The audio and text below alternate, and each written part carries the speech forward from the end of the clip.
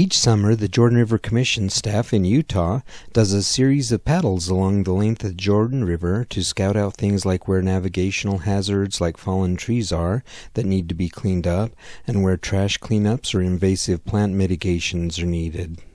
They simultaneously open up those paddles to people who would like to learn more about the Jordan River and teach them about the river.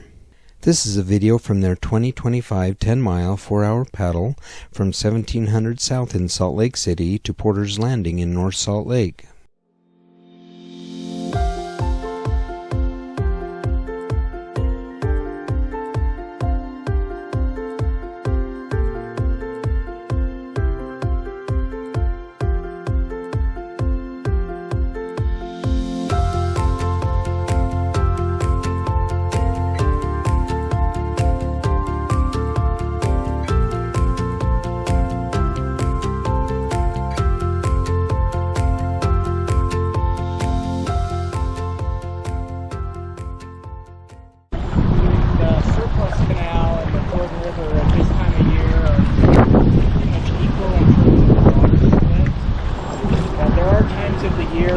Especially during heavy peak runoff, when they divert most of the water into the surplus canal to control flooding in the lower Jordan River.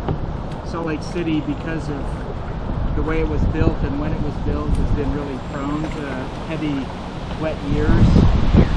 And so this was, I think the surplus canal was built in maybe the 50s or 60s, mainly as a flooding control system. And some of you may have heard of the Gilmore Sanctuary that Audubon is working on as part of the America the Beautiful Challenge grant. That is fed with water in the surplus canal. It's further west and not on the lower Jordan River. But it's all Jordan River water that feeds that. They're currently doing some reconstruction, or planning and designing some reconstruction of this structure, particularly the weir, which is just beyond the flood control gates here. And that weir keeps water at a relatively constant level so it's easier to divert water during low water periods into the lower Jordan and deliver water rights. And that's what the weir is mostly about, is a water rights issue, to make sure that they can deliver water.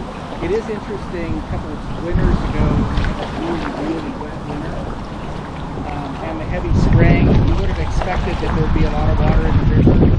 This stretch here was pretty much just a mud flat, and they were diverting 100% of the water into the surplus canal, so that they had capacity for Parties Creek and Immigration Creek and Red Butte Creek, which were also flooded pretty heavily in 2 years ago. And so this was all part of a daylighting project, kind of a pilot demonstration project, to just explore what daylighting these creeks that are underground in Salt Lake City might look like. The bridge that goes over the river and connects to the main trail also wasn't there, so that was also part of connecting the community to the Jordan River Trail, because everything that's on the east side of the river was all disconnected from the trail.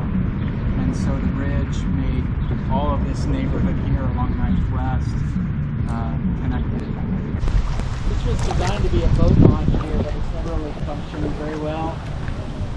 It's mostly just kind of a hangout spot.